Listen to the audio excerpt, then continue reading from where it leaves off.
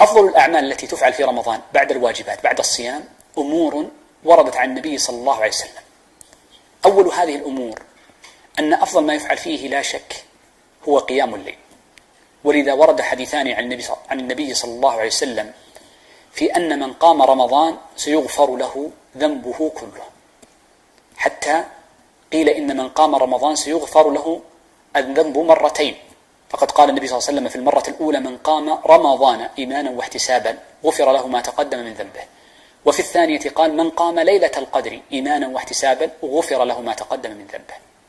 وهذا يدلنا على أن من أهم الأعمال الفاضلة في هذا الشهر هو رمضان، هو قيامه وإحياء ليله. ولذا كان العلماء يجتهدون في القيام وكأنه مسلم عندهم، بل يجتهدون ما هي صفة الأفضل في القيام. لما فعل ذلك عمر ماذا قال؟ قال: والذي يصليها في آخر الليل أفضل. فهو نظر أن المصلحة للعموم في إدراك هذه السنة أن يصلوها في أولها، لكن من صلىها في آخرها فكان أفضل. أبي أراد الجمع فكان يصلي معهم، فإذا حضرت الثلاث الركعات الأخيرة خرج ولم يصلي بهم الوتر، ثم صلاها في بيته وحده، فزاد بعد ذلك من باب تحقيق الأفضل وتقديمه على الفاضل، وهو إدراك ركعات الوتر الثلاث مع عموم الناس.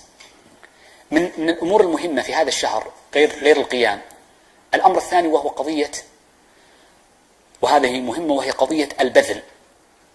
والمراد أفضل البذل في رمضان ليست الزكاة، وإنما أفضل البذل في رمضان إطعام الطعام.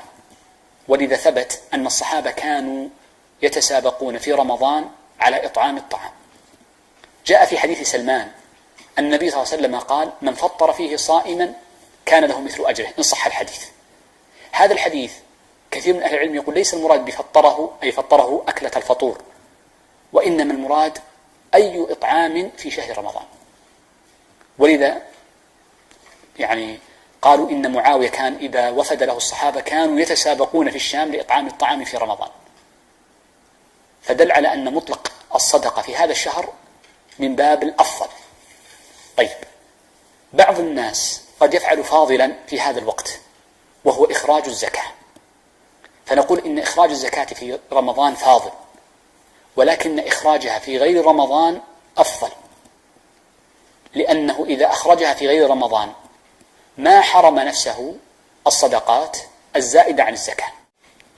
وهذا يدلنا على أن الشخص إذا كان له اختيار في تقديم زكاته أو تأخيرها، فإن الأفضل أن لا ينشغل في شهر رمضان بإخراج زكاته، لأنها تأخذ الوقت منه والجهد، كما أن إخراج الزكاة في شهر رمضان خصوصا ربما تمنعه من تقديم البذول الأخرى والصدقات الأخرى.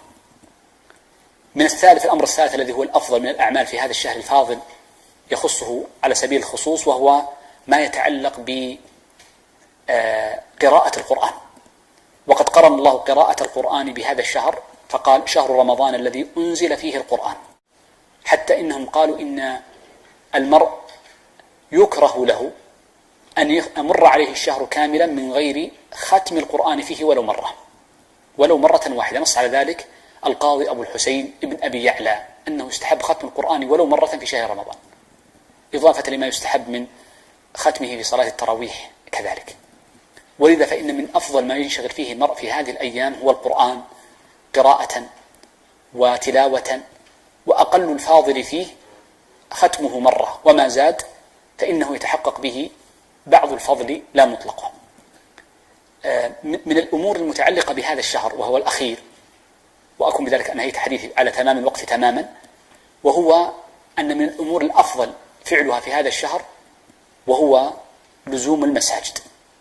ولنا في ذلك سنتان. السنة الأولى ما جاء عن أبي هريرة رضي الله عنه أنه قال: كان الصحابة إذا دخل شهر رمضان أكثر من لزوم المساجد، قالوا: نحفظ صيامنا. فكثرة لزوم المساجد والمكث فيه ولو بدقائق قليلة يتحقق فيه صيغة الأفضل.